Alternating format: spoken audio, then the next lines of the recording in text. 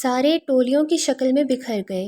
تاشوا آج بھی آن ڈیوٹی تھی، مگر اس کا اور اماں وٹی کا تعلق ان 2 سالوں میں اس نوعیت کا ہو چکا تھا۔ اب وہ دوست زیادہ تھیں، مالکن اور ماتحت والی بات کم ہی رہ گئی تھی۔ اس وقت بھی ان کا ہاتھ تھام کر ساری سیر کرواتے ہوئے وہ بولی، ایک مشورہ دوں؟ دے لو بھائی، مشورہ سننے پر میں کون سا فیس چارج کرتی ہوں؟ آپ فیس چارج کر بھی نہیں سکتی، ہر وقت تو خود دوسروں کو نصیحتیں کر رہی ہوتی ہیں۔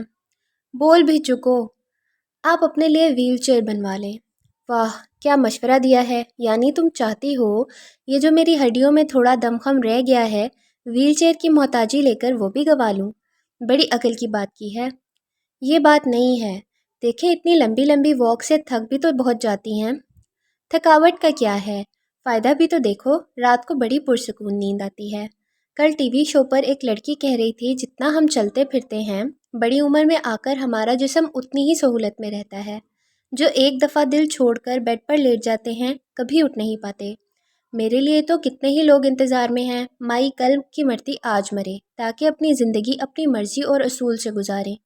میری بات لکھ کر رکھ لو، ادھر میری آنکھیں بند ہونی ہیں، ادھر تمہاری پھوپھی نے اپنا مال اسباب اٹھا کر شہر کا رخ کر لینا ہے۔ بڑی دفعہ باتوں باتوں میں جتا چکی ہے، اسے گاؤں اور گاؤں کا ماحول پسند نہیں ہے۔ اپنے بیٹے کی ہر بری عادت کو بھی وہ گاؤں کی صحبت کا اثر سمجھتی ہے۔ آپ نے بات چھیڑی ہے تو مجھے یاد آیا، کیا آپ مجھے کچھ عرصہ کی چھٹی دے سکتی ہیں؟ کیا ماں بہنوں سے اداس ہو؟ نہیں، ابھی پچھلے ہفتے مل کر جو آئی تھی۔ اداسی تو اتنی نہیں ہے، پر آپ کی بہو کا بیٹا جو آ گیا ہے، آپ کو تو علم ہے وہ ہم لوگوں سے کس قدر نفرت کرتی ہیں۔ ان کے بیٹے میں تو ذرا شرم حیا نہیں، یوں آنکھیں پھاڑ پھاڑ کر دیکھ رہے تھے۔ اگر یہی عالم رہا، پھوپھی نے مجھ پر الزام لگا دینا ہے کہ میں ان کے بیٹے پر ڈورے ڈال رہی ہوں۔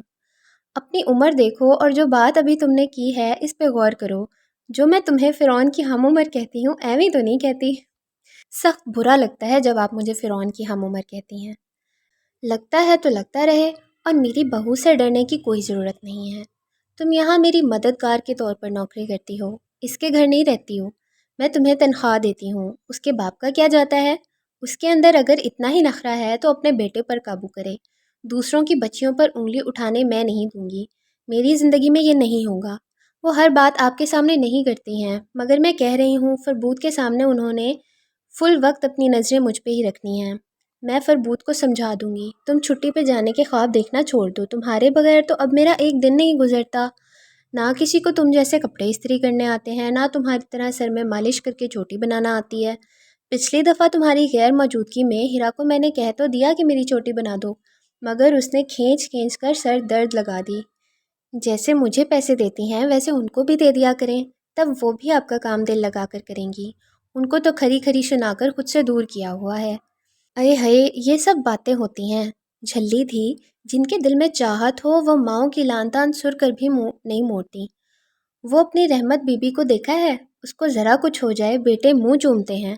میرے بیٹے دروازے میں دور سے کھڑے ہو کر ہی حال احوال پوچھ کر بڑا احسان کرتے ہیں۔ جانے دیں، پچھلی دفعہ جب آپ کی طبیعت بہت خراب ہو گئی تھی، سارا گھر اتنا پریشان تھا۔ تم تو ہو ہی گوند سے بنی، جوڑنے کی تمہیں بڑی عادت ہے، رشتے ہو یا دل، ورنہ جانتی ہوں سب کیوں پریشان ہوں گے۔ مائی مر گئی تو جائیداد کی تقسیم میں کتنا مسئلہ ہوگا۔ سچ تو یہ ہے، میں نے اپنی بچیوں اور بیٹوں کا جائیداد میں جو جو حصہ رکھا ہے اپنی وصیت میں لکھ چھوڑا ہے، کہیں ایک پیسے پہ بھی لڑائی نہیں ہوگی۔ بہت خوبصورت موسم، اوپر یہ اسلام آباد کی ہوائیں اور منظر سب مل کر بڑا اچھا تاثر چھوڑ رہے تھے۔ وہ دونوں ساتھ چلتے ہوئے لمبا راؤنڈ لگا کر سارا پارک دیکھ آئیں۔ ہیرا لوگ میوزیم کے اندر گئی ہوئی تھیں۔ سارے لڑکے گروپ کی شکل میں بیٹھے نظاروں سے لطف اندوز ہو رہے تھے۔ اماں وڈی پہ نظر پڑتے ہی واسے اپنی جگہ سے اٹھا۔ چودھری صاحب، مانا کہ آپ جوان ہیں پر پھر بھی تھوڑا ہولا ہاتھ رکھیں، آج کی نوجوان نسل سے ہی کچھ سیکھ لیں۔ گاڑی سے نکل کر ادھر آئے تھے، ابھی تک ادھر ہی جمے ہوئے ہیں۔ وہ واسے کی خالی کرسی پر بیٹھ گئیں، پانی کا ایک گھونٹ لے کر بولیں، بھائی تم لوگ تو یہاں لڑکیاں تاڑنے آئے ہو، میں تو گھومنے آئی ہوں۔ لڑکے ٹھا ٹھا کر کے ہنسے۔ قسم لے لیں جو ان گناہگار آنکھوں نے جس کو بھی دیکھا ہو اس نے جواب میں مسکراہٹ نہ پھینکی ہو، یہاں تک کہ نمبر مل جانے کا چانس بھی پورا ہے۔ پر اپنے حاجی صاحب اجازت ہی نہیں دیتے۔ عدیل کا اشارہ واسے کی جانب تھا۔ وہ عمر میں سب لڑکوں سے بڑا تھا، انتہائی شریف اور سلجھا ہوا ہونے کی وجہ سے لڑکے اس کو حاجی بولتے تھے۔ کچھ اس نے داڑھی رکھی ہوئی تھی، نماز روزے کا پابند، نہ خود کوئی گری ہوئی حرکت کرتا نہ ہی اپنے بھائیوں کو کرنے دیتا۔ وہ ہر لڑکے کی سرگرمی پر نظر رکھتا تھا۔ بڑی بات یہ کہ سب اس کی سنجیدہ طبیعت کی وجہ سے اس کے رعب میں آ جاتے تھے۔ ہاں ہاں، لڑکیوں کو نکالیں کیونکہ تھوڑا وقت دامنے کو چلتے ہیں، پھر واپس گھر کی راہ لیں گے۔ زمان ٹھیک کہہ رہا ہے، واسے جاؤ تم لوگ ان کو لے کر آؤ، میں گاڑی کی جانب چلتی ہوں۔ جی اچھا۔ اس دفعہ زمان علی نے ماں کا ہاتھ پکڑ کر اٹھایا اور ساتھ لے کر چل پڑے۔ تاشفا بھی پیچھے پیچھے تھی۔ واسے لوگ دوسری جانب نکل گئے۔ موبائل وائبریٹ ہوا۔ تصویریں لینے کی نیت سے ابھی تک موبائل ہاتھ میں ہی پکڑا ہوا تھا۔ لاک کھول کر میسج دیکھا، میں صبح والے مطالبے پر ابھی تک قائم ہوں۔ تاشفا کو ہنسی آئی، فوراً شیر بن کر جواب لکھا، میں اپنی پھپھو کی فیملی کے ساتھ ان کے بیٹے کو لینے آئی ہوں، اس وقت گھر سے باہر ہوں۔ میں جانتا ہوں اسلام آباد میں ہوں، یہاں پر تو ملاقات کرنا اور بھی آسان ہے۔ تاشفا کی مسکراہٹ غائب ہو گئی۔ وہ بھی تو یہی تھا۔ نہیں، ہم اب واپس جانے والے ہیں، ملاقات کا وقت نہیں۔ ملاقات کا یہی وقت ہے اور آج کی تاریخ میں ہی ہوگی۔ بتا دو، میں اس وقت پارک میں تم سے چند گز کی دوری پر موجود ہوں، کیا تم میرے پاس آ سکتی ہو؟ ہرگز بھی نہیں۔ ٹھیک ہے، میں خود آ جاتا ہوں۔ نہیں پلیز، آپ ایسا کچھ نہیں کریں گے۔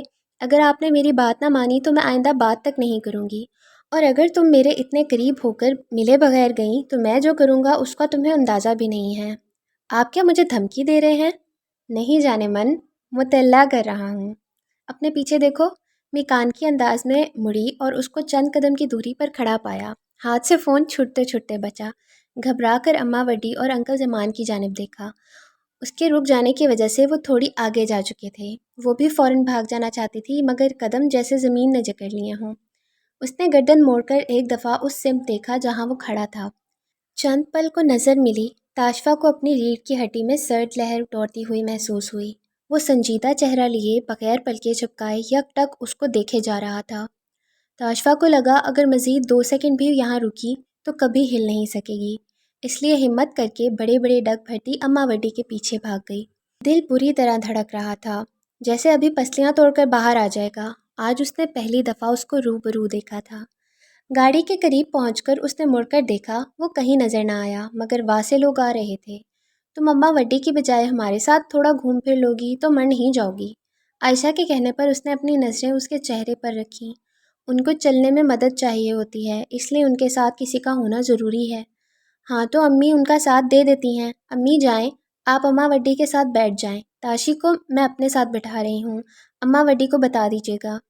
وہ تاشفا کا ہاتھ پکڑ کر کوچ میں لے گئی۔ یہاں سب سے پچھلی سیٹ پر فربود چادر اوڑھے بے خبر سو رہا تھا۔ فربود بھائی آخر کتنے دنوں کی نیند پوری کر رہے ہیں؟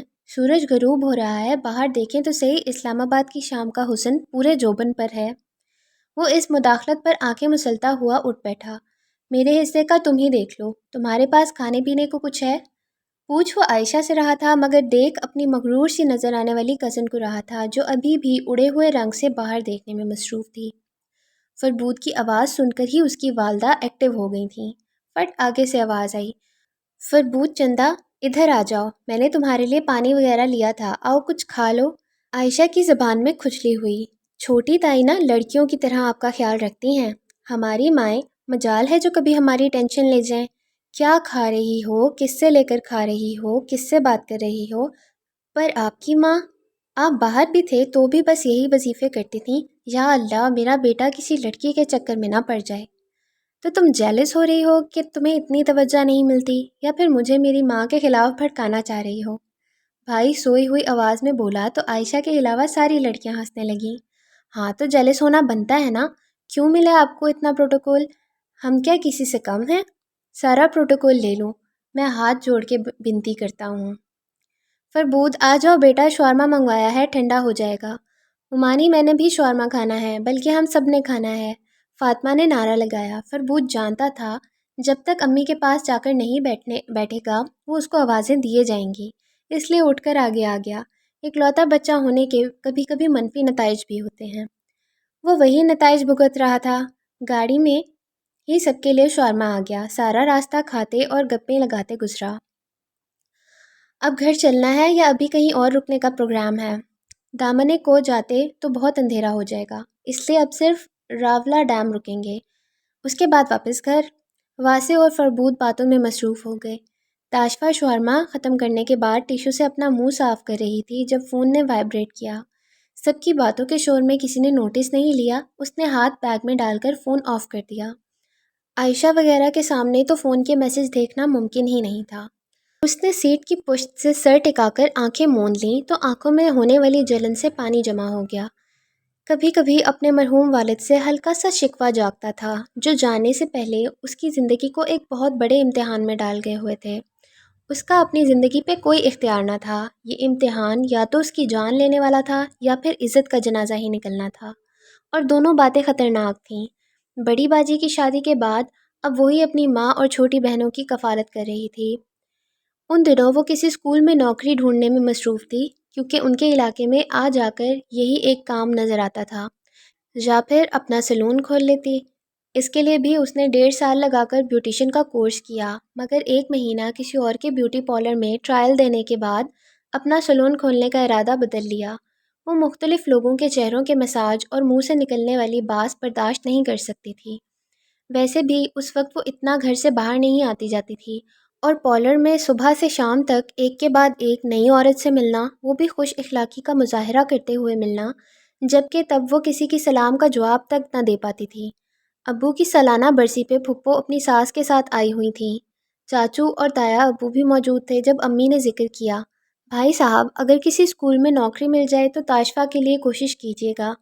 ڈسکا میں 2 جگہ انٹرویو دے کر تو آئی ہے، مگر آپ تو جانتے ہیں یہ زیادہ فری نہیں ہوتی، نہ ہی کسی پر اعتبار کرتی ہے، تو اگر کسی اپنے جاننے والے کے اسکول میں نوکری مل جائے تو مجھے اس کی جانب سے تسلی رہے گی۔ امی نے کہا تو تایا اور چاچو سے تھا، مگر 2 دن بعد جواب چودھرانی کی جانب سے آیا تھا۔ تاشفا کے اپنے گھر فون کی سہولت نہیں تھی۔ ہمسائی نے آ کر پیغام دیا، تمہاری پھوپھی شمیم کی ساس کا فون آیا ہے، اس نے باجی کوثر کو بلایا ہے۔ امی جا کر فون سنائی، سوچوں میں ڈوبی واپس آئیں۔ تاشفا سے بڑی سیماب کے پوچھنے پر انہوں نے ساری بات کھول دی۔ چودھرانی کہہ رہی ہیں ان کو اپنے ذاتی کاموں کے لیے ایک لڑکی کی ضرورت ہے، جو حساب کتاب بھی جانتی ہو تاکہ ان کا بینک اکاؤنٹ وغیرہ دیکھ سکے، سلیقہ مند ہو تاکہ ان کے کپڑوں وغیرہ کا خیال رکھے، اخبار پڑھ کر سنا سکے، اور بڑی بات یہ کہ اس کو رہنا بھی ان کے ساتھ ہوگا، رہائش انہی کے کمرے میں ہوگی۔ اس سب کے بدلے میں مہینے کی 30,000 تنخواہ دینے کو تیار ہیں۔ بتانے کے دوران وہ تاشفا کو ہی دیکھ رہی تھیں۔ سیماب سمجھتے ہوئے بولی، کیا یہ آفر انہوں نے تاشی کو دی ہے؟ ہاں، کہتی ہیں اگر تاشفا راضی ہو تو میں اس کے کھانے پینے پہننے اوڑھنے کا سارا خرچہ اپنے سر لینے کو تیار ہوں، میں وہاں کام نہیں کروں گی۔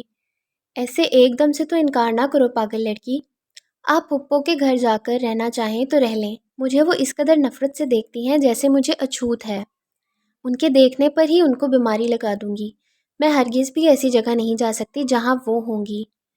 پر میری جان، تمہیں کون سا اس کے منہ لگنا ہے؟ ایسے گھر میں بند ہو کر بھی تو گزارا نہیں ہو سکتا۔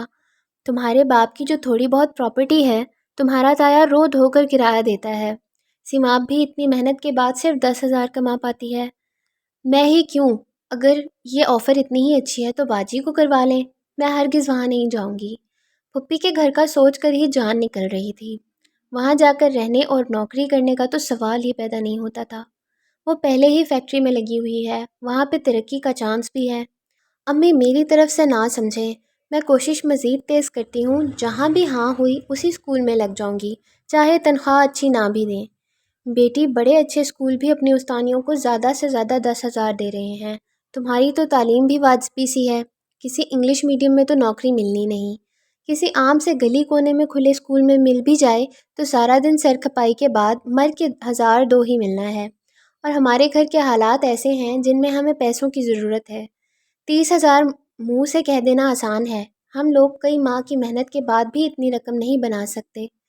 سیماب نے بھی سمجھاتے ہوئے مشورہ دیا، بہتر یہی ہے فٹ سے جواب دینے کے بجائے سوچ سمجھ کر جواب دو۔ پھپھو کے گھر میں ان کی ساس کی ہی بات چلتی ہے، ان کی تنقید اور طنز صرف ہمارے لیے ہی ہیں۔ باجی، وہ مجھے وہاں برداشت نہیں کریں گی، ادھر چند گھنٹوں کے لیے آتی ہیں، وہ بھی مہینوں سالوں بعد، میرے سلام کا جواب نہیں دیتی، میرے ہاتھ کا دیا پانی کا گلاس تک پینا برداشت نہیں کرتی، اور آپ کہہ رہی ہیں میں 24 گھنٹے ان کی نفرت بھری نظروں کے تیر کھانے کے لیے ان کے گھر ہی جا بیٹھوں؟ ہاں تو اچھا ہے نا، ان کے سینے پر بھی مونگ دلی جائے گی، ساس کے سامنے چو بھی نہ کر پائیں گی۔ میں تمہاری جگہ ہوتی تو سارے بدلے لینے کا سنہری موقع کبھی نہ گواتی۔ اگلے 2 دن تک وہ انتظار کرتی رہی۔ جن اسکولوں میں انٹرویو دیا تھا وہاں سے جواب آ جائے، مگر مکمل خاموشی رہی۔ اگلے دن صبح صبح ہمسائی آئی، تاشفا تمہاری سہیلی کا فون ہے۔ تاشفا کو امید جاگی، دوست کا تو نہیں، ضرور اسکول والوں کا ہی فون ہوگا، انہی کے پاس نمبر دیا تھا۔ دوست کسی کو تو آج تک نمبر ہی نہیں دیا۔ بڑے جوش سے جا کر ریسیور اٹھا کر کان سے لگایا۔ ہیلو، السلام علیکم تاشفا۔ وعلیکم السلام، جی بول رہی ہوں، کیسی ہو؟ میں ٹھیک ہوں، مگر آپ کون ہیں؟ تمہارا کوئی بہت اپنا، کیا تم نے مجھے پہچانا نہیں؟ جی نہیں۔ اف کاش میں روبرو کھڑے ہو کر تمہیں یہ الفاظ ادا کرتے دیکھ سکتا۔ تاشفا کے دماغ میں کچھ کلک کیا۔ آپ؟ ہاں میں۔ اس کے بعد دونوں جانب خاموشی چھا گئی۔ وہ دونوں ہاتھوں کی کپکپاہٹ کو کنٹرول کرتے ہوئے بمشکل فون تھامے کھڑی تھی۔ ماتھے پہ پسینے کے قطرے نمودار ہونے لگے۔ تاشفا؟ جی؟ کبھی میری یاد آئی ہے؟ وہ کیوں؟ اس کے سوال پر دوسری جانب محظوظ سی ہنسی کی آواز ابھری۔ مجھے تم بہت یاد آتی ہو، ہر وقت، ہر پل، ہر لمحہ۔ آپ کی بات مکمل ہو گئی ہو تو میں جاؤں؟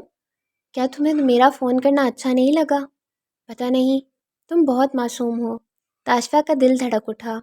نہیں ہوں، میں سب کچھ ہوں پر معصوم نہیں ہوں۔ وہ ناخن سے دیوار کا پینٹ اکھیڑنے لگی۔ آواز میں ضد تھی، دبا دبا سا غصہ تھا۔ کسی کو خود سے کبھی علم نہیں ہوتا وہ معصوم ہے یا نہیں۔ جب میں کہہ رہا ہوں تم معصوم ہو تو مان لو کہ تم معصوم ہو۔ آپ یہ کہنے والے کون ہوتے ہیں، اور کیوں میں آپ کی بات کا یقین کروں؟ آپ میرے ہیں ہی کون؟ دوسری جانب خاموشی میں گہری سانس خارج کی گئی۔ پھر بڑے تحمل سے بولا، اپنی معصومیت کا اس سے بڑا بھی کوئی ثبوت چاہتی ہو تو مجھ سے پوچھ رہی ہو میں تمہارا کون ہوں؟ تو سنو، جانے من میں تمہارا سب کچھ ہوں۔ آپ جھوٹ بولتے ہیں، میں فون رکھ رہی ہوں۔ شوق سے رکھو، پر جو نوکری کی آفر آئی ہے اسے قبول کر لو۔ اگر نہ کروں تو میں تمہیں مہینے کا خرچ گھر بیٹھے ہی بھیج دیا کروں گا، کہیں بھی نوکری کرنے کی ضرورت نہیں ہے۔ وہ کال کاٹ کر گھر آ گئی۔ شکر ہوا ہمسائی پاس اپنی چھت پر کپڑے ڈالنے گئی ہوئی تھی، ورنہ وہ 100 سوال کرتی تھی۔ کس کا فون تھا یہ وہ؟ چودرانی کا دوبارہ فون آیا تو امی نے انکار کر دیا۔ اگلے ماہ چھوٹی بہن کو ہیضہ ہو گیا، اس کے علاج کے لیے ماں کے پاس پیسے نہ تھے۔ تاشفا سے دیکھا نہ گیا۔ ماں کو پریشانی میں گھرا دیکھ کر اپنا آپ مجرم لگنے لگا۔ خود کو تنہائی میں بیٹھ کر سمجھایا، اگر ماضی میں میرے ساتھ کوئی برا واقعہ ہوا ہے اس میں میری بہنوں کا کیا قصور؟ میرے ساتھ ساتھ یہ کیوں سزا بھگتیں؟ اگر میں اپنی ماں کے کندھوں سے تھوڑا سا بھی بوجھ ہٹانے میں اپنا کردار ادا کر سکتی ہوں تو میں کیوں نہ ماں کی مدد کروں؟ آخر یہ وہی ماں ہے جس نے مجھے تڑپتے دیکھ کر کئی دن تک پانی کا ایک گھونٹ تک لبوں سے نہیں لگایا تھا۔ میرے اور دنیا کے درمیان ایک دیوار بن کر کھڑی ہو گئی تھی، شیرنی کی طرح میری طرف بڑھنے والی ہر زبان کو کاٹنے دوڑتی تھی۔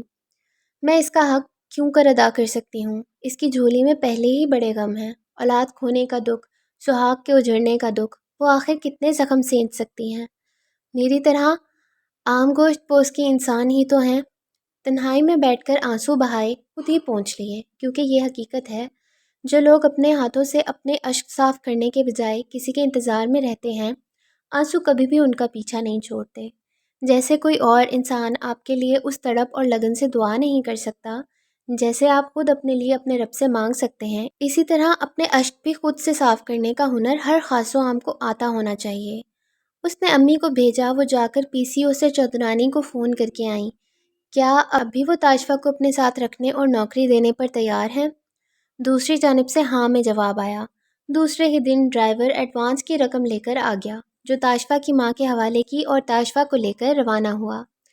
حالانکہ تاشفا کا تعلق پسرور سے تھا، مگر 7 سال پہلے وہ لوگ سیالکوٹ شفٹ ہو گئے تھے۔ باقی کا اس کا سارا ددیال لاہور میں تھا۔ ابو محکمہ زراعت میں ملازم تھے، مگر بھری جوانی میں دل بے وفائی دے گیا۔ وہ 16 سال کی تھی جب ابو اس دنیا سے چلے گئے۔ زندگی پہلے ہی امتحان تھی، مگر باپ نے اپنے پروں میں چھپا کر رکھا ہوا تھا۔ ان کے جاتے ہی لگا کسی نے ٹھنڈی میٹھی چاؤں سے نکال کر کڑی دھوپ میں جلنے کو پھینک دیا ہو۔ مگر کہتے ہیں نا، جس کا کوئی نہ ہو اس کا اللہ ہوتا ہے۔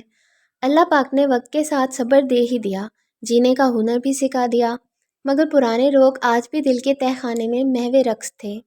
چودرانی نے اس کے تمام خدشات غلط ثابت کر دیے۔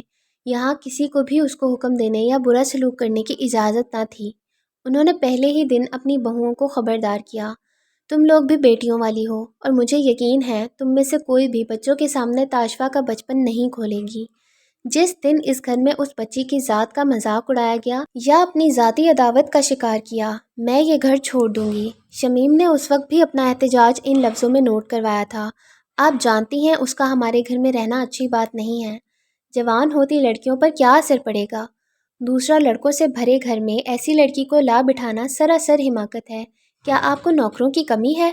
چودرائن نے واضح کر دیا کہ وہ کسی کے سوال کا جواب دینے کی پابند نہیں ہے۔ کسی اور پر جب کوئی زور چلتا نظر نہ آیا تو تاشفا کے گھر آنے سے پہلے ہی شمیم نے بیٹے کا بندوبست کر دیا۔ بظاہر آج تک گھر کے سارے افراد یہی سمجھتے تھے، شمیم نے فربود کی کسی لڑکی میں دلچسپی کا بھوت اس کے سر سے اتارنے کے لیے ملک سے باہر بھیج دیا تھا، مگر حقیقت یہ تھی انہوں نے بھتیجی سے بیٹے کو محفوظ کیا تھا۔ وہ فربود کو تاشفا کے ساتھ ایک ہی گھر میں دیکھ ہی نہیں سکتی تھی۔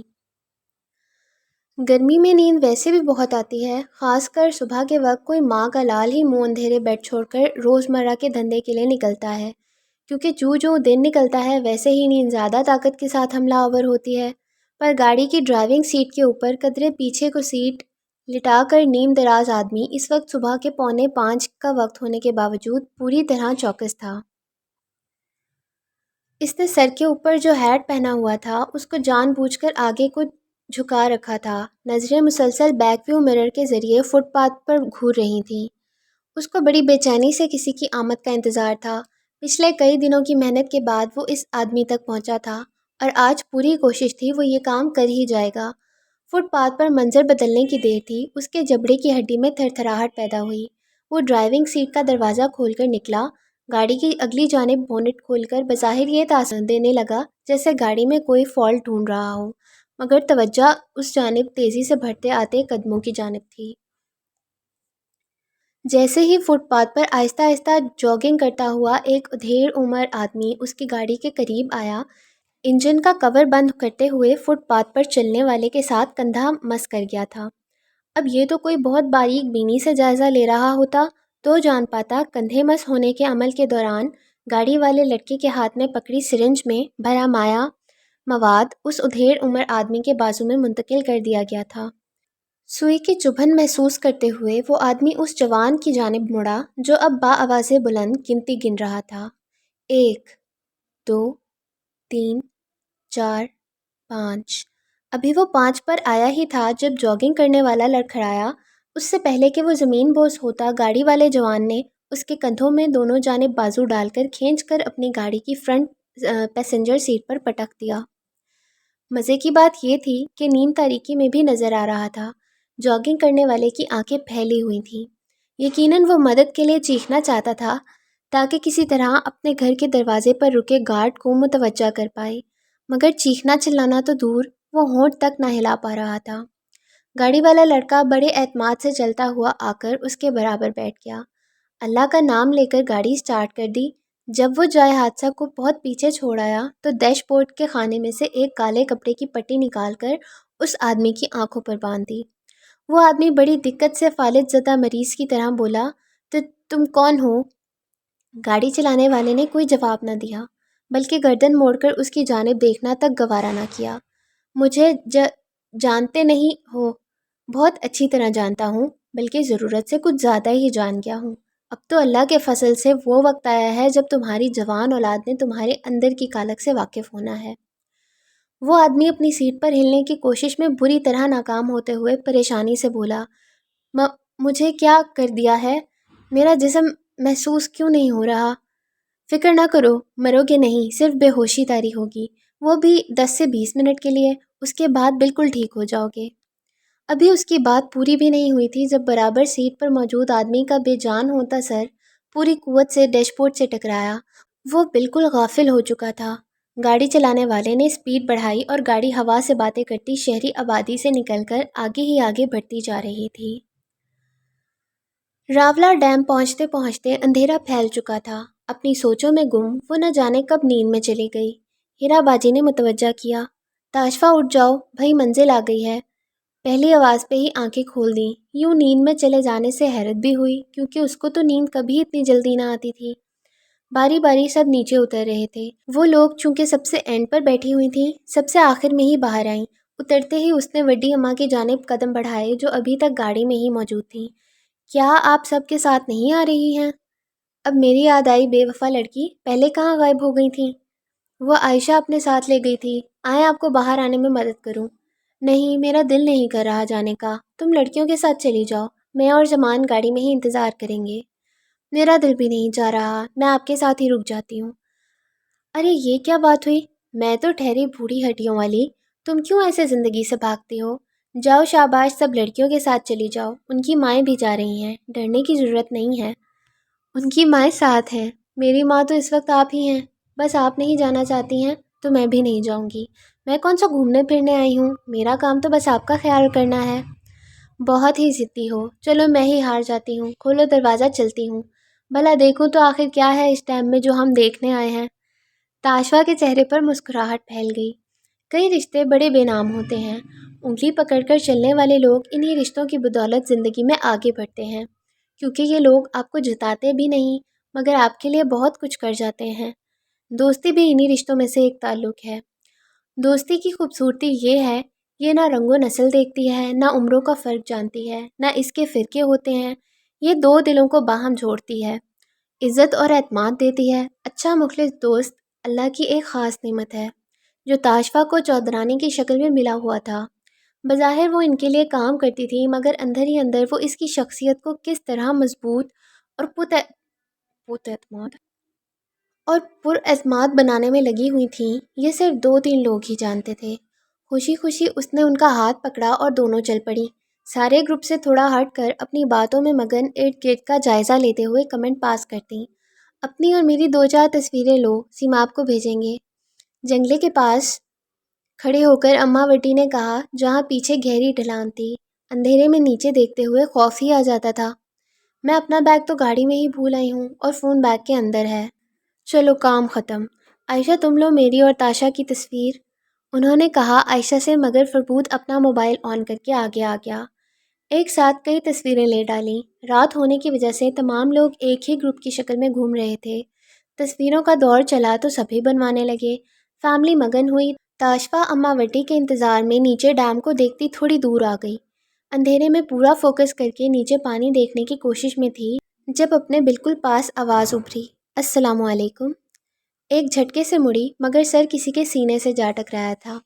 تاشفا کا دل حلق میں آ گیا۔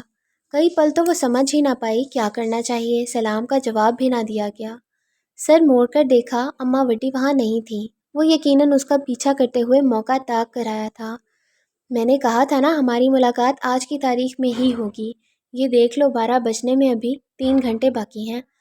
اس نے اپنی کلائی پر بندھی گھڑی کا ڈائل تاشفا کے سامنے کیا۔ کیا سلام کا جواب بھی نہیں ملے گا؟ وسلام۔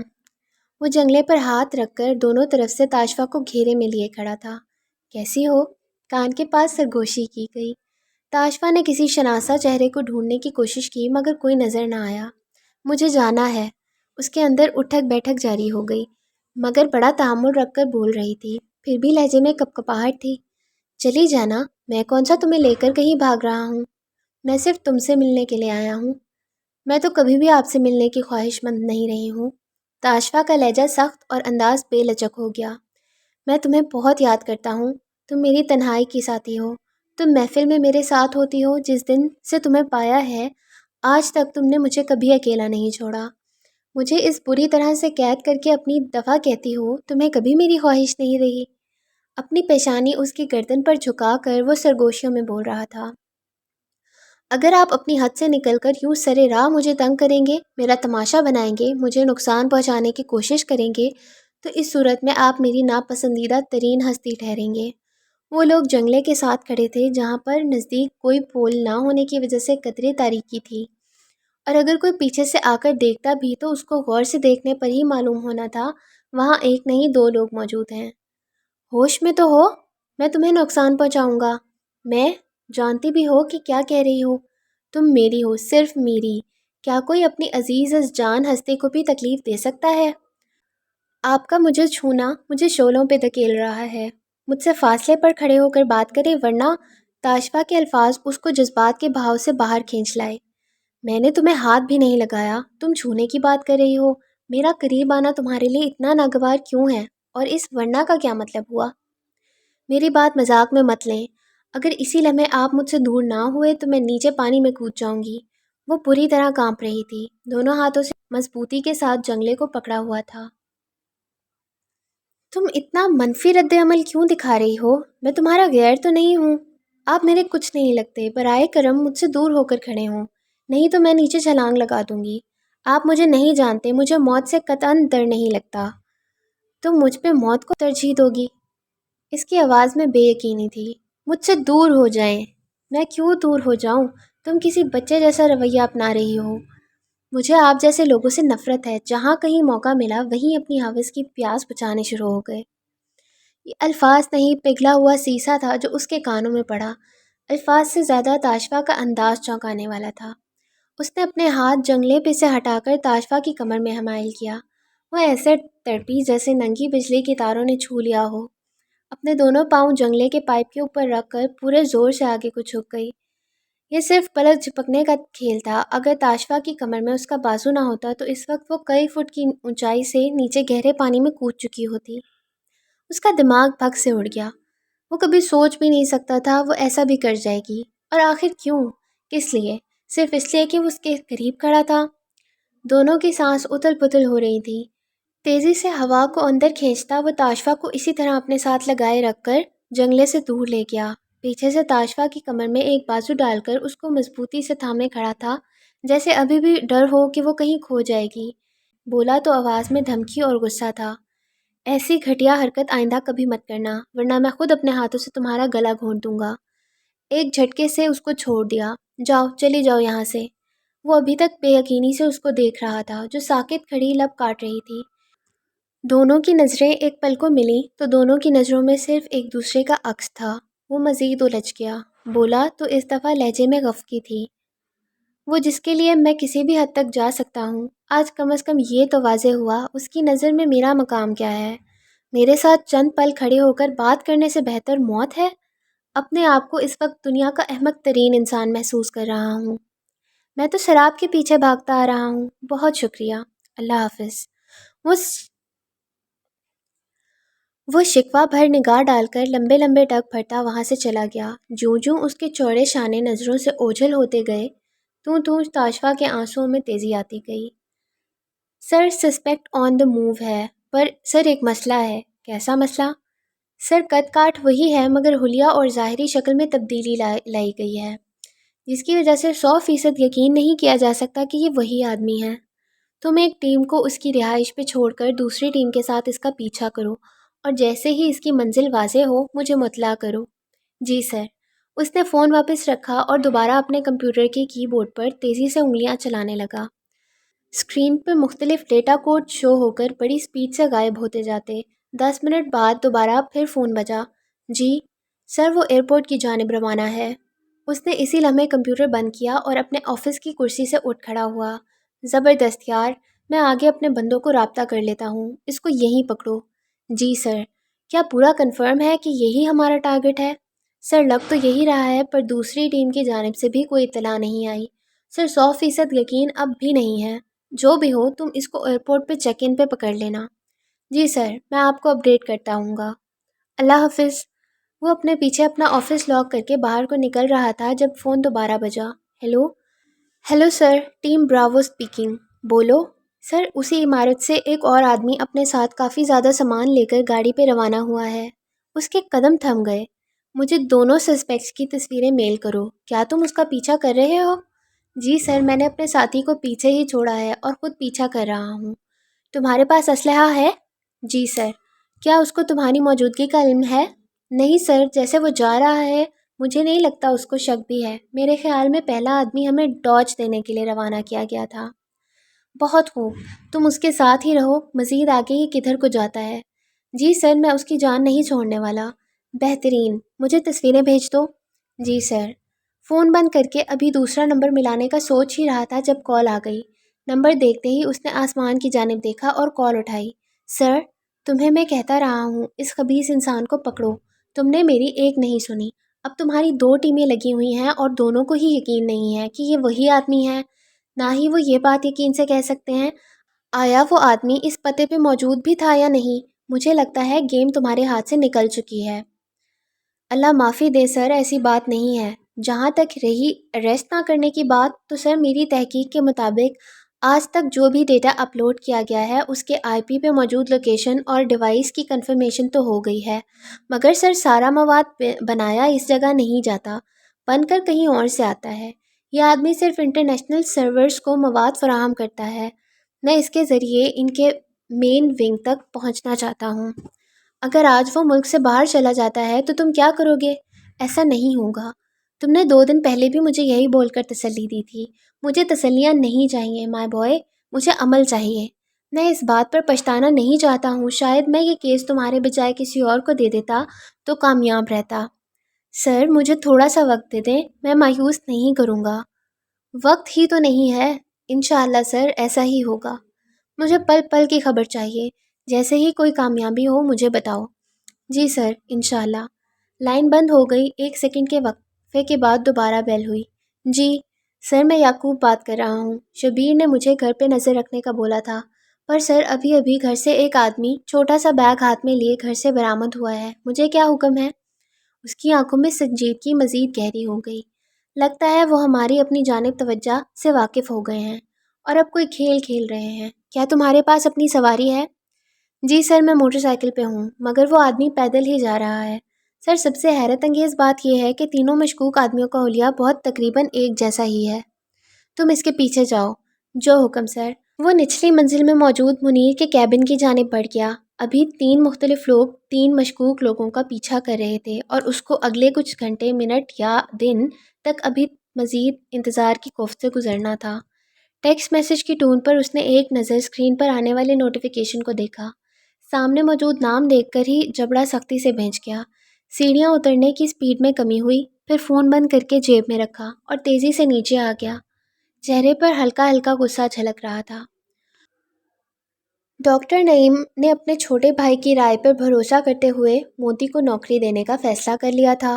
اس کا چھوٹا بھائی فہیم، جو کہ اسی کے کلینک میں مینیجر تھا، ساتھ میں ڈینٹسٹ کا کلینک چلاتا تھا۔ موتی کو پہلے ٹیسٹ کے طور پر کام دیا گیا۔ پورے ہفتے کا کام اس نے 2 دن میں ختم کر کے اور کام مانگا۔ سگریٹ پہ سگریٹ پھونکتے جاتا اور جو فائل آن لائن اپلوڈ کرنے کو دی جاتی اندھا دھند اپلوڈ کیے جاتا۔ پہلے پہل مینیجر اس کے سر پہ کھڑا ہو کر کام لیتا رہا۔ موتی کو ہرگز بھی اجازت نہیں تھی، وہ کوئی بھی فائل کھول کر جائزہ نہیں لے سکتا تھا، نہ یہ پوچھنے کی اجازت تھی کہ یہ سب مواد کہاں سے آ رہا ہے، کیوں آ رہا ہے۔ اس کو بس ویب سائٹس کی تفصیل مہیا کی گئی تھی جس پر سارا مواد ڈالنا ہوتا تھا۔ ایک دن مینیجر نے پوچھ ہی لیا، موتی تم نے کسی قسم کی حیرت یا تجسس کا اظہار نہیں کیا، اس کی کیا وجہ ہے؟ موتی نے فائل کے اپلوڈ کرنے کی سپیڈ پر نظر رکھتے ہوئے سرسری سا پوچھا۔ کس بارے میں جی؟ یہی کہ ہم ان ویب سائٹس پر کیا ڈالتے ہیں۔ نام اور لوگوں کو تو تم دیکھ ہی لیتے ہو، تصویریں بھی صاف نظر آ رہی ہیں۔ جناب جی، میں ایک آدھ ویڈیو بھی دیکھ چکا ہوں، اور یہ بھی بتا دوں ان کی کوالٹی بڑی خراب ہے، روشنی کم ہے، پرنٹ انتہائی نکما۔ آپ لوگوں نے اگر کام کرنا ہی ہے تو ذرا ڈھنگ سے کریں۔ وہ منہ میں سگریٹ رکھ کر ہاتھوں سے ٹائپ کر رہا تھا۔ دھواں برابر کمرے میں پھیلتا جاتا۔ مینیجر کا منہ کھلا رہ گیا۔ وہ کم از کم اس جواب کی توقع نہیں کر رہا تھا۔ تمہیں کیسے پتا کہ پرنٹ خراب ہے یا روشنی کا سسٹم ٹھیک نہیں؟ او جناب جی، right now Moti is the most experienced بندہ ان دا ہول پاکستان جی۔ ریٹ نہیں ہوتا جاہل آدمی، رائٹ بولتے ہیں۔ آہو آہو جی، وہی۔ ریٹ ہو یا رائٹ ہو کیا فرق پڑتا ہے؟ گل تو آپ کو سمجھ آ گئی نا؟ تو تمہارے خیال میں ہم اس سے مزید بہتری لا سکتے ہیں؟ تو تمہارے خیال میں ہم اس سے مزید بہتری کیسے لا سکتے ہیں؟ اگر میرا مشورہ چاہیے تو اس کی میں اضافی فیس لوں گا۔ لے لینا فیس، کون انکار کر رہا ہے؟ یہ ہوئی نا بات۔ ہاں تو جی، پہلا مشورہ یہ ہے، آپ لوگ انتہائی ناقص کیمرے استعمال کر رہے ہیں، کم از کم بھی ہو تو 10 میگا پکسل کا ہونا چاہیے، اور آپ لوگوں کی ویڈیو دیکھ کر صاف لگتا ہے صرف 2 میگا پکسل استعمال ہوا ہے۔ مینیجر اتنے میں ہی قائل ہو گیا تھا۔ وہ لوگ موتی کی صلاحیتوں سے کئی درجے کم کا کام لے رہے تھے۔ نوکری شروع کرنے کے دوسرے ہفتے ہی موتی کا تبادلہ ہیڈ کوارٹر میں کر دیا گیا تھا، جہاں اس نے پورا ایک ہفتہ تو کوئی بھی نیا کام کرنے نہ دیا۔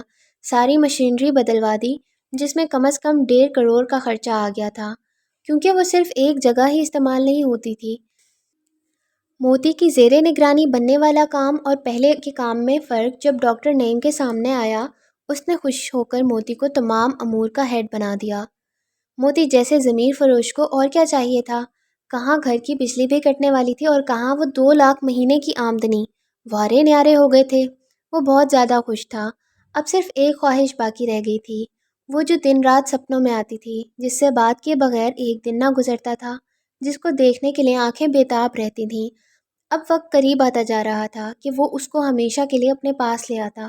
اس نے پیسے جمع کرنے شروع کر دیے تھے تاکہ ایک عدد اپنا گھر لے سکے۔ گھر تو پہلے بھی تھا، مگر وہ گھر اس کے شایان شان نہیں تھا۔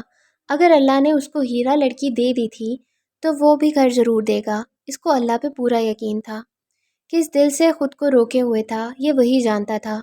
آخر وہ اس کی پہلی اور شاید آخری محبت تھی۔ کیا آپ نے ایک بات نوٹ کی؟ کس بارے میں؟ عائشہ کے پوچھنے پر اپنی قمیض کے گھیر پر کڑھائی کا کام کرتی سائمہ نے سوئی میں دھاگا ڈالتے ہوئے پوچھا۔ یہی یار، اپنے فربود بھائی کے بارے میں۔ ان کے بارے میں کیا نوٹ کرنا ہے؟ ہاں چچی کل ایک نئی جگہ رشتہ دیکھنے جا رہی ہیں۔ سچی تم نے ان کے لہجے کا غرور نہیں دیکھا۔ صبح میں رشتے کروانے والی کو فون پہ بتا رہی تھی، میرا بیٹا لاکھوں میں ایک ہے، بہو بھی مجھے اس کے ہم پلہ چاہیے۔ باہر سے پڑھ کر آیا ہے، جانے سے پہلے جس کمپنی کے لیے کام کرتا تھا، واپس آتے ہی ساتھ اس کمپنی نے دوبارہ سے جاب آفر دی ہے۔ تنخواہ پہلے سے 4 گنا زیادہ ہے، باپ کے کاروبار میں بھی ہاتھ بٹاتا ہے۔ اب بس شادی کرنی رہ گئی ہے، اگلے چند ماہ میں اس کام سے بھی فارغ ہونا چاہتی ہیں۔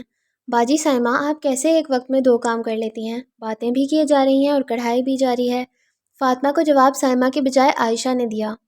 یہ تو کچھ بھی نہیں ہے، سائمہ باجی تو ایک انگلی پہ فٹ بال گھما سکتی ہیں۔ گیند کو ایک بلہ مار کر وہ چاچے غفور کی حویلی کے پاس پہنچا سکتی ہیں، ایک ٹائر والی سائیکل چلا سکتی ہیں۔ بس کر دے بہن، میں کسی سرکس میں کام نہیں کرتی ہوں۔ عائشہ گنوائے گئی تو سائمہ نے اس کے آگے ہاتھ جوڑ دیے۔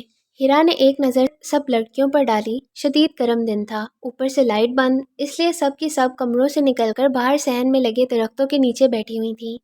گرمی کی شدت تو کم نہیں ہوئی تھی، مگر اندر کے مقابلے میں باہر پھر بھی سکون تھا۔ ہوا چل رہی تھی جس کی وجہ سے پسینہ نہیں آ رہا تھا۔ ہیرا نے گوندے ہوئے میدے میں سے تھوڑا سا آٹا لیا، باقی کو اسی طرح مل مل کے رومال میں اچھی طرح لپیٹ کر پیالے میں رکھ کر اوپر اپنا نیا نکوڑ چھابا رکھ دیا۔ پہلے اس چھوٹے سے پیڑے کو اچھی طرح ہاتھ میں مسلا، پھر لمبی سی اسپیگٹی کے سائز کی تار بنا لی، جیسے اپنے دونوں ہاتھ کے انگوٹھوں کے درمیان سپیڈ اور مہارت کے ساتھ مسل مسل کر چھوٹی چھوٹی سوئیاں توڑ توڑ کر چھابے میں پھینکتی جا رہی تھی۔ ایک رنگلے پائے والی چرپائی پہ صاف ستھری گہرے رنگوں کی چادر بچھی تھی، جس پہ وڈی اماں براجمان تھیں۔ ان کے سامنے بھی ایک نیا چھابا پڑا تھا جس میں سوئیاں بنا رہی تھیں۔ رضیہ چچی ہمسائی کی بیٹی کا فراک کاٹ رہی تھیں۔ ان کے ہاتھ کی صفائی سارے گاؤں کیا سارے خاندان میں مشہور تھی۔ سبھی لڑکیوں کے کپڑے ڈیزائن بھی وہی کرتی تھیں۔ کپڑے کے معاملے میں ان کی پسند اور معیار بڑا منفرد تھا، اس لیے جو بھی وہ خود بنا دیتی، 1000 نخروں والی لڑکیاں خوشی خوشی پہن لیتیں۔ عائشہ نے دونوں ہاتھوں سے دوپٹے کا پلو پنکھے کی طرح جھلاتے ہوئے دہائی دی، ہائے وڈی اماں، بڑی گرمی لگ رہی ہے۔ تو وڈی اماں کیا کرے؟ بارش بھی نہیں مانگ سکتی کیونکہ تیرے باپ کی گندم ابھی تک باہر کھیتوں میں پڑی ہے۔ جا کر واسے کو فون کر کسی لڑکے کو بھیج کر تمہارا سڑا جنریٹر بنوا دے۔ رخشندہ نے ساس سے اختلاف کرتے ہوئے کہا، اماں رہنے دیں، موا جنریٹر خراب پڑا ہے، تبھی تو یہ نواب زادیاں ذرا باہر نکلی ہیں، ورنہ 24 گھنٹے اے سی میں بیٹھ بیٹھ کر بالکل ہی نکمی ہوتی جا رہی ہیں۔ نہ ان کو کسی کپڑے دھونے کی فکر، نہ کھانا پکانے کی۔ مائیں ہی ابھی تک چولہوں میں کھپتی ہیں۔ ان کی عمر میں ہم نے سارے گھر کی ذمہ داریاں اٹھائی ہوئی تھیں، امی جی کو بس چارپائی پہ بٹھا دیا تھا۔ ہاں تو غلط کیا نا آپ نے؟ بیٹوں نے نانی اماں کو کام کرنے کی عادت رہنے ہی نہیں دی، اور ممانی کو کوئی کام آتا نہیں تھا۔ بیچاری نانی اماں کے لیے کتنا مشکل ہوا تھا۔ اگر آپ اپنی امی کا خیال کرتیں تو بھابھی اتنی مختلف بیک گراؤنڈ کی نہ لاتی۔ نانی اماں 3 پور تندور پہ اکیلی لگا لیا کرتی تھیں، اور ممانی اب بڑی مشکل سے سالن گھر بناتی ہیں۔ روٹیاں باہر سے لگواتی ہیں۔ ماڈرن اور روایتی ماحول کا کیا خوبصورت منظر ہے۔ سائمہ کی بات پہ رخشندہ کے جسد زخم ہرے ہو گئے۔ فوراً بولی، ہائے ہائے، ہمیں کیا پتہ تھا بھابھی اتنی نازک مزاج نکلے گی۔ وہ تو بس ایک کام ہی جانتی ہیں، سارے ہاتھ پیر کان ناک پہ بلیچ کیسے کرنی ہے۔ اب بھائی بھی ہمارا ایک ہی ایک ہے، دو چار ہوتے تو امی دوسرے بیٹے کے ساتھ رہ لیتی، اس بہو کی نوکرانی تو نہ بنتی۔ تو رخشندہ، اسی بھائی کی 2 شادیاں کروا دو۔ ماشاءاللہ جوان جہان ہے، رزق اللہ نے دیا ہوا ہے، اسے کیا مشکل 3 بیویاں آسانی سے رکھ سکتا ہے۔ اماں وٹی کے مشورے پر رخشندہ نے کانوں کا ہاتھ لگائے۔ آئے ہائے اماں، وہ شوہر کو ویسے ہی گنجا کر دے گی، وہ تو اس کا بہنوں کے پاس بیٹھنا پسند نہیں کرتی، کجا کے ایک اور عورت برداشت کرے گی۔ اب تو اولاد ماشاءاللہ سے جوان ہو گئی ہے، اللہ ان کو گرم ہوا بھی نہ چھوئے۔ شودی جھلی، دیکھو ذرا اس کو بھی، ابھی بھرجائی کی زیادتیاں یاد کر رہی تھی، اب اسی کی اولاد کو دعائیں دے رہی ہے۔ اماں میرے بھائی کی اولاد ہے، بھابھی بھی بے دید ہے تو ہمارے ساتھ ہی ہے، اپنے شوہر کا خیال تو کرتی ہی ہے، اور ہمارا کیا ہے، کبھی کبھار جانا ہوتا ہے، وہ بھی اپنی ماں کے دم کو بس۔ دکھ آتا ہے جب ماں کو مشقت کرتے دیکھتی ہوں، ساری عمر انہوں نے کام ہی کیے ہیں، آخری عمر تو آرام ملے۔ تائی اماں ابھی خود ہی تو کہہ رہی تھیں آپ نے اپنی امی کی بڑی خدمت کی ہے۔ پتر ہم نے تو کی، اب تو بڑے بیٹے کی باری ہے، پر ہر کوئی ہماری اماں وٹی کی طرح خوش قسمت نہیں ہے، جن کی اولاد بوڑھی ہو گئی پر آج بھی ہر کام میں اپنی ماں کو آگے رکھتی ہے۔ میری دھی، یہ اس ڈنڈے کا کمال ہے جو آج تک میں نے اپنے ہاتھ میں رکھا ہوا ہے، ورنہ میرے گھر میں بھی کیسی کیسی تحریکیں جنم لے چکی ہیں، تم واقف ہی ہو۔ اماں وٹی نے اندر سے آتی شمیم کی جانب آنکھ سے اشارہ کر کے جتایا تو رخشندہ سمیت سب کے لبوں پر مسکراہٹ دوڑ گئی۔ شمیم نے سوش لان کا ہلکے رنگوں کا خوبصورت پرنٹڈ پہنا ہوا تھا، سلیقے سے سجا دوپٹہ، صاف ستھرے ہاتھ پیر، ایک کلائی میں سونے کے کڑے، دوسری میں راڈو کی گولڈن گھڑی، سفیدی مائل سانولا رنگ، وہ بلا شبہ ایک بڑی وزادار خاتون تھیں۔ اماں میری ابھی رشتے والی سے بات ہوئی ہے، اس نے بتایا ہے لڑکی کو 2 دن کی چھٹی ملی ہے، کل اپنے گھر آ رہی ہے، ہم لوگ بھی کل ہی جا کر اس کو دیکھ آئیں۔ اچھی بات ہے، کدھر جانا ہے؟ لاہور گلبرگ میں ہوتے ہیں، ان کی طرف سے ایک مطالبہ ہوا ہے۔ رشتہ ابھی ہوا نہیں، مطالبے ہی مطالبے شروع ہو گئے، کیا کہتے ہیں؟ لڑکی کی بہنیں وغیرہ کہہ رہی ہیں ہم لڑکے کو ساتھ لے کر ہی آئیں، ہم اکیلے لڑکے کو ہی بھیج دیتے ہیں۔ وہ کہہ رہی ہیں اس طرح سے وقت کی بچت ہوگی، لڑکی ایک پرائیویٹ ہسپتال میں نوکری کر رہی ہے، چونکہ ابھی نوکری نہیں ہے، روز روز چھٹی نہیں مل سکتی، اس لیے اگر پہلی ملاقات میں ہی لڑکا لڑکی ایک دوسرے کو پسند یا ناپسند کر دیں تو دونوں خاندانوں کا وقت بچ جائے گا۔ رضیہ چچی بولی، مان گئے بھائی، پڑھے لکھے لوگ کتنے سیانے ہوتے ہیں، کتنا وقت کا خیال کر رہے ہیں، ایک ہم ہیں 10 دفعہ ایک جگہ رشتہ دیکھنے جاتے ہیں، اینڈ پر نہ بول کر واپس آ جاتے ہیں۔ بیٹھی رہو تم اتنی سیانی، دیکھ پرکھ کر ہی رشتہ کرنے چاہیے، اور ایک ملاقات میں کسی کی اصلیت نہیں کھلتی، پتہ تو تبھی چلتا ہے جب لڑکی گھر آ جاتی ہے، پھر رنگ کھلتے ہیں لڑکے کی ماں کے بھی اور نئی آنے والی کے بھی۔ اماں وٹی کو درمیان میں ٹوک کر شمیم نے استفسار کیا، اماں کیا پھر آپ کی اجازت ہے میں ان کو کل کے لیے ہاں کر دوں؟ اپنے بیٹے سے پوچھو، شوہر سے مشورہ کرو، جنہوں نے جانا ہے، آپ نے بھی تو جانا ہے، اور بڑی تو آپ ہی ہیں، جیسے آپ کہیں۔ میں کیسے جا سکتی ہوں؟ تاشفا چھٹی پر گئی ہوئی ہے، تمہیں علم ہی ہے اس کے بغیر میں کہیں نہیں جاتی۔ جی جانتی ہوں، آپ نے خوامخواہ خود کو اس لڑکی کا محتاج بنایا ہوا ہے، کرتی ہی کیا ہے آپ کے لیے، جو 50,000 تنخواہ رکھی ہوئی ہے، یہ پورا ماہ تو اس نے ماں کے ساتھ ہی گزارا ہے، تنخواہ کاٹ لیجئے گا۔